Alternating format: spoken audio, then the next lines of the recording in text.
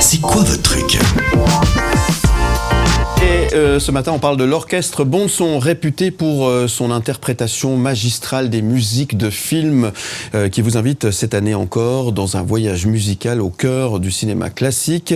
C'est du 14 au 16 mars, ça se passe à Crissier, le 23 mars au Victoria Hall de Genève.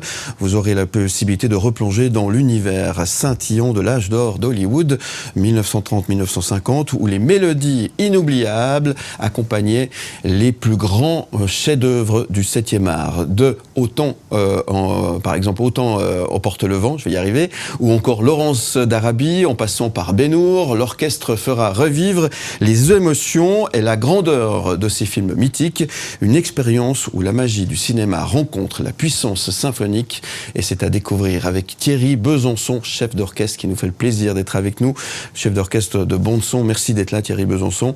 Notez bien les dates, 14, 15 et 16 mars prochain, donc à la salle de Chisa à Crissier, et le 23 mars prochain au Victoria Hall de Genève. Vous avez toutes les infos sur bond-son.ch. Comment ça va, Thierry Besançon ? Ça va très bien, merci.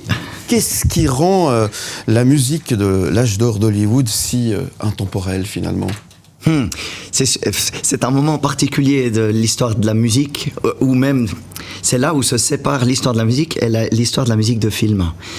Tous ces compositeurs se sont retrouvés, c'était la guerre en Europe, ils sont partis, et ils se sont retrouvés là, et ils ont créé quelque chose de complètement unique. Ces accompagnements de films avec grand orchestre, avec des musiques presque continues du début à la fin du film. Et ce qui est intéressant, c'est que tous ces compositeurs, c'est des élèves, des grands maîtres de la musique classique européenne, des élèves de Mahler, de Zemlinsky, de Glazunov, et puis voilà, c'est eux qui ont créé la musique de film américaine. Ce qui apporte une dimension supplémentaire évidemment à l'image quand on regarde le film. Et au niveau des œuvres, c'est des œuvres exceptionnelles. Alors c'est pas de la musiquette, ça. Vous n'avez pas choisi la facilité. Oui, puis ce qui est magnifique, c'est tous ces contrepoints, ces accords extraordinaires qu'aujourd'hui on n'oserait même plus imaginer des choses comme ça.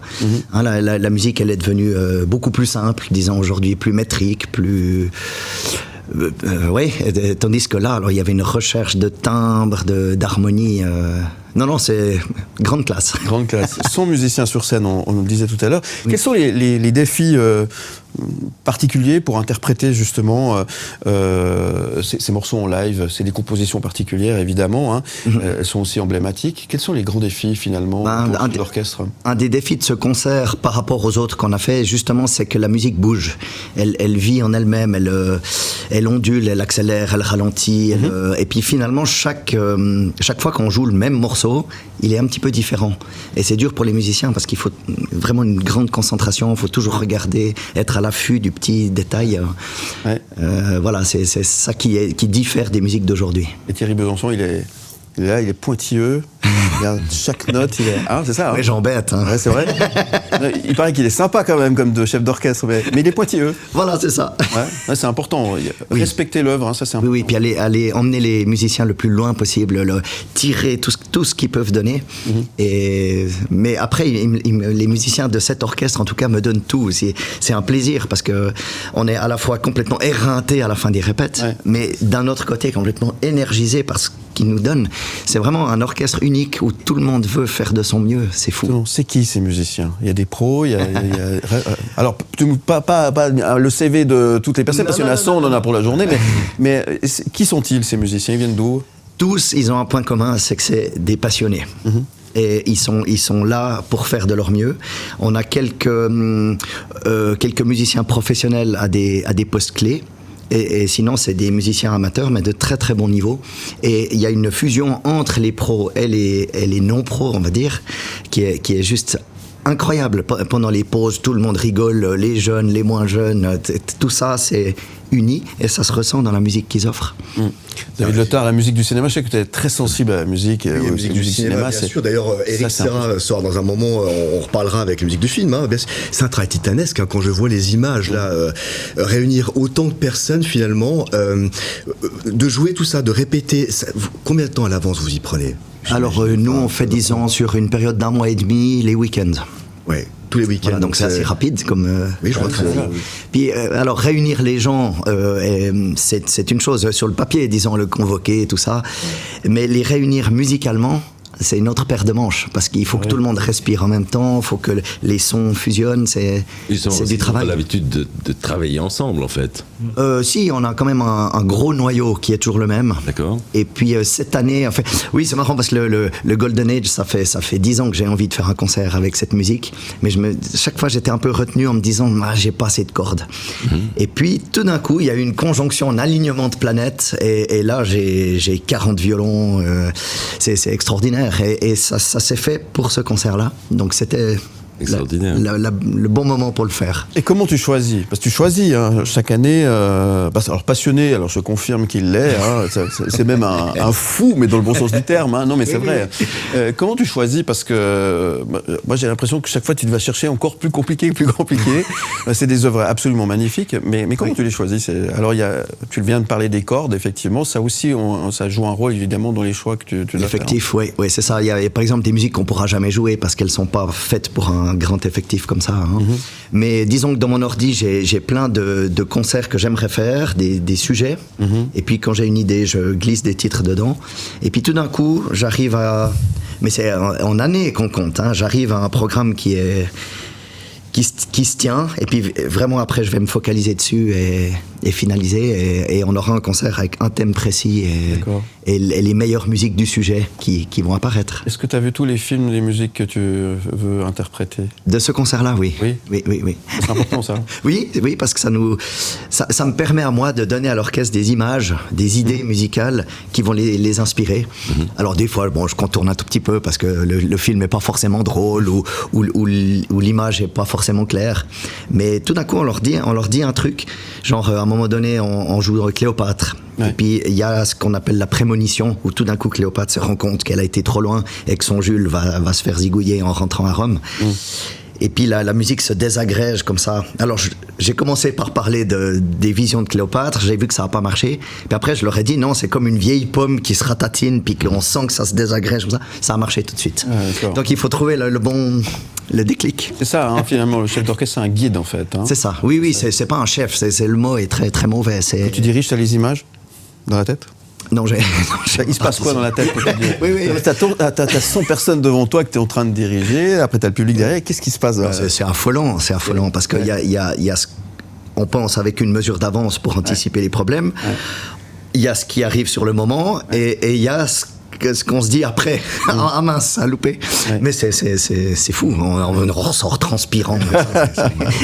C'est du sport, quoi. Oui, c'est ça. Jamais de tendinite? Non, ça va. J'ai de la chance.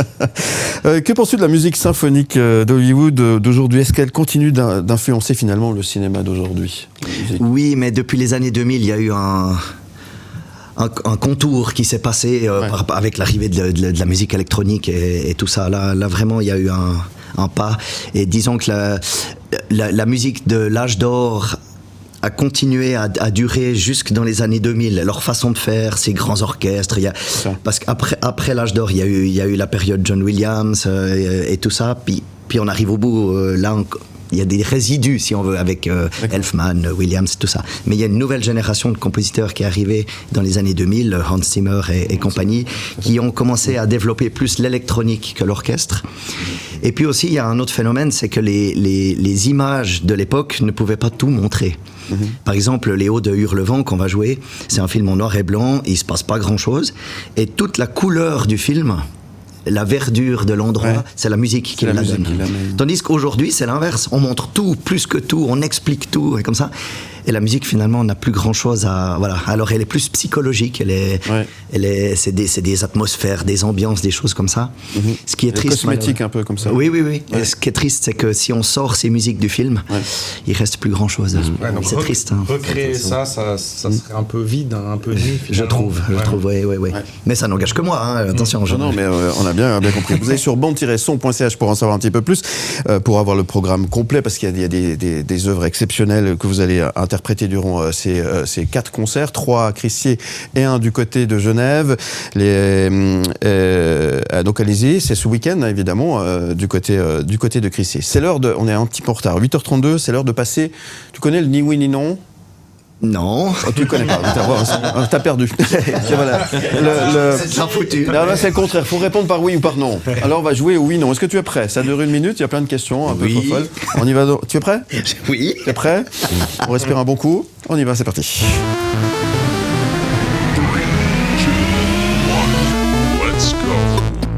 Jouer du Max Steiner, est-ce que c'est plus stressant que de conduire sur l'autoroute un jour de départ en vacances?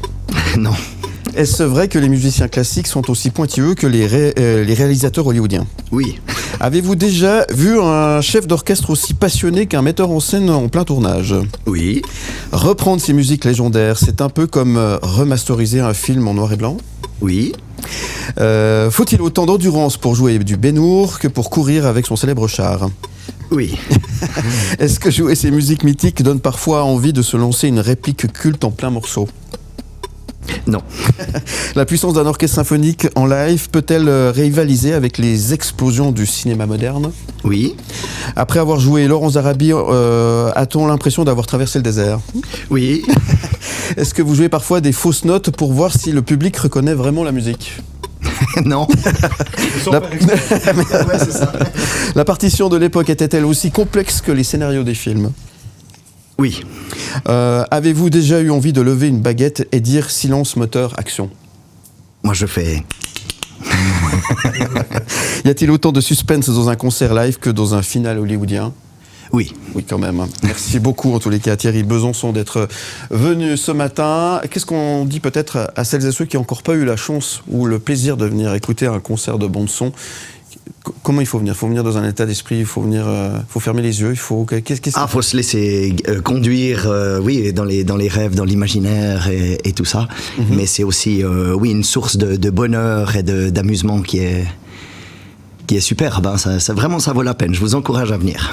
Qu'est-ce qu'on peut te souhaiter avant de... Que du bon. Que du bon. On te souhaite évidemment que du bon. Merci beaucoup Thierry Besançon. On te retrouve évidemment en podcast et en image sur le site mlemedia.ch, bon-son.ch. Ce week-end, c'est à Crissier et le week-end d'après, c'est au Victoria Hall du côté de Genève. Oui, la salle parfaite, le Victoria Hall, pour cette musique. Effectivement. Merci beaucoup Thierry Besançon. À bientôt. Où tu veux, comme